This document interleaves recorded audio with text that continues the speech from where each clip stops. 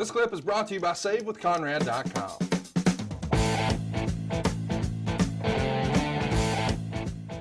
Let's talk about the next big fork in the road for Rick.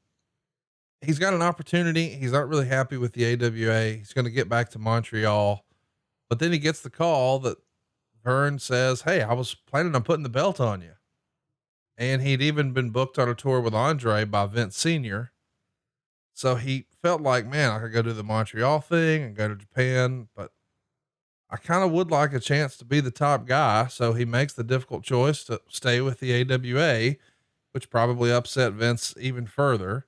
And he says he even remembers Vince McMahon that we know, Junior, even though he's not a junior, calling him personally to ask him to reconsider. But Martel lays it out that, you know, it's a world title run versus a tour of Japan with Andre.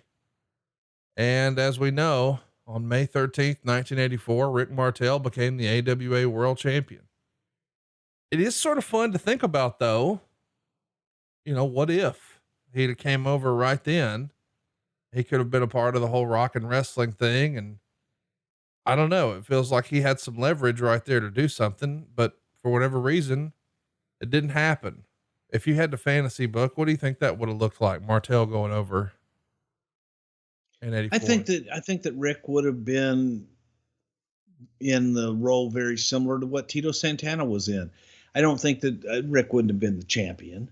And that was something that Vern had. And I think that Vern looked at Rick as an attraction and different from what they had had in the past with, you know, Nick Bockwinkel and Vern being the champions. I think they had already done the experiment with Otto Vons, but it was, maybe Otto came a little bit later. But I don't think, and I know from Vern's point of view, at least later, that, you know, Rick may not have been the right guy to put the world championship on. Not that he wasn't a good champion or anything like that, but it didn't really do anything to spark the crowds and to make any big difference, which I think they were trying to do. Martel's going to win the world title here in the AWA with Steve Austin's old move, the stun gun, followed by a crossbody block off the ropes. And this is the era where everything was sort of called in the ring. In the aftermath after the win, he's interrupted by Bobby the Brain Heenan and Nick Bockwinkel, and they're going to demand a title shot for Nick. And it's kind of fun to see this because, you know, you get to see Bobby Heenan and the future model here. And you even see Ken Resnick, I think, is the guy doing the interview, who we're going to see later in the WWF. It's just remarkable how much talent went through the AWA that went right through Vern's fingers. They did, but they were also, you know, I think for Vern didn't see that. Right. You know, Vern wanted a wrestler's wrestler because that's what Vern was. And I think that everybody that Vern had in his territory, to some degree, he wanted them to be modeled after his model.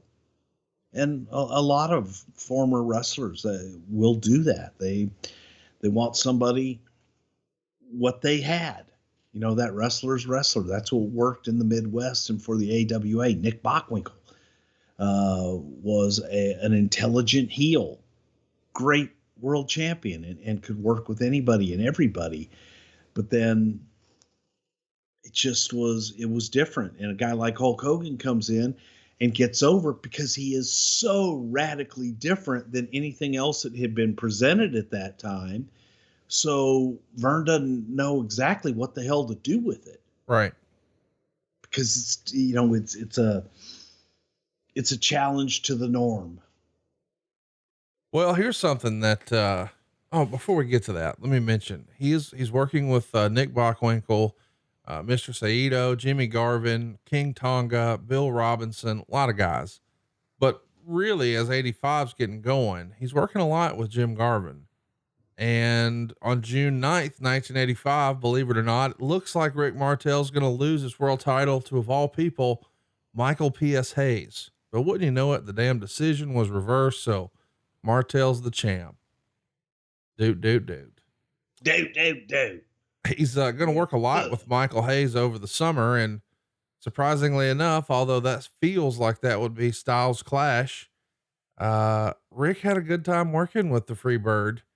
Michael P.S. Hayes working singles is not exactly something I would have thought would have been, I don't know, the right fit for him in 84. What do you remember about, Michael having a singles run? His working punch fucking hurt. Jesus Christ. I'd rather had him fucking haul off and just punch me in the mouth as hard as he could, because his fucking working punches were brutal. But look, man, Michael, we always give Michael a hard time. Yes, we do. He's not the greatest worker in the world, but he was without a doubt one of the greatest talkers in the world, and had charisma out the ass that knew how to talk people into a building. Right. So, some of the quote, oh my God, 470,000 stars in the Tokyo Dome. Oh, and one time they were in Ashikoshi Yokidui, and they had this match and it went 49 minutes. And will you stop? Well, no, hang on. It's a different the guys can do a bunch of moves and different things. Michael knew how to work, and Michael knew how to draw. Yeah. So that's the difference. Well, he's going to wind up, he being Rick Martel, pronouns pal, working with Boris Zukov, Jerry Lawler, Larry Zbyszko, some pretty notable opponents, but perhaps none bigger than October 21st, 1985. This went down in Tokyo, Japan, and it's decided to have an AWA versus an NWA world title match. Rick Martel on one side, Ric Flair on the other. And Martel said he had a lot of respect for Flair and what he did, and he thought they had a great match. And of course, after 34 minutes, both men are counted out. But still, that's kind of a big deal. That's almost like aftermag level stuff there, is it not? Yeah, it was from time to time, different promoters like Eddie Graham in Florida. Vince did it in New York, where they had the champion versus champion stuff. And it was always heralded as a big deal until after a while. The aftermags, I think, in my opinion, at least from a wrestling fan, you didn't have the rag sheets and gossip column sheets and shit at that time. So you read what you read in the magazines. Every champion versus champion match like that ended in either a time limit draw, a count out, or a double disqualification. There was never a finish. Never a finish. But for the market, for the individual market, that worked. When word got out, at least, and I'm probably in the minority because everybody didn't read wrestling magazines. And it's a small vocal minority. To me, it was like, they're not gonna unify the titles. You're just wondering what double finish they're going to do on this match. Right. Still, it was great to watch the champions go at it. Well, he's going to get tired of being champion. He's going to hold the belt for about a year and a half. And he says he's tired of working for Vern, who he felt like was making things difficult for no reason. But the real reason, I'm sure, is Vern's losing market share. Vince is expanding and taking over, and Martel just believes as a result, Vern was an awful boss. And he starts being programmed to work with Stan Hansen. He wants off the roller coaster. He works a series of matches with Hansen and always found himself with some extra bruises and bumps he hadn't planned for. But on December 29th at the Meadowlands in East Rutherford, New Jersey, Martel drops the title to Hansen. Listen, depending on who you believe, some people say, oh, it's not Stan's fault. He was just blind as a bat. And then your old pal JBL sometimes questions that, like, maybe Stan Hansen was just a sadist and liked to hurt motherfuckers. What say you?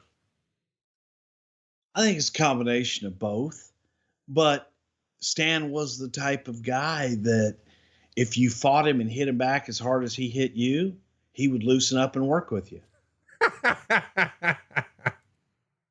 So, I think that Stan would just want to get in there and see, all right, what you got in you, kid? Are you going to fight me back? And if you fight me back, then we can go out and have a match. If not, I'm going to fucking guzzle you.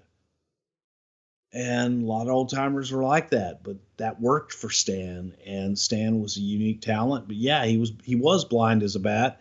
It's like Duggan. I don't think Duggan has a mean bone in his body. I mean, he could, but Jim Duggan's a great guy, right, and a hell of an attraction. But Jim was blind as a bat, and when Jim would fucking swing that 2x4, it was up to you to get out of the way. right. And how you were going to take it. Sometimes Jim would throw those clotheslines and shit and just be off a little bit. He didn't do it. I know Duggan didn't do it to say, hey, hit me back or anything. It's just Jim sometimes would misjudge. But same time, on the other side of it, he was a hell of a worker too. So Stan was Stan. But yeah, Stan will rough you up if you let him. Hey, it's Conrad Thompson. Thanks for checking out the podcast here on YouTube. Be sure to hit the subscribe button and the notifications bell so you get a notice anytime we upload some new content. And go save yourself some money right now. If you're in a 30-year loan or you have credit card debt, it's not a matter of if I can save you money. It's a matter of how much. Find out right now for free at SaveWithConrad.com.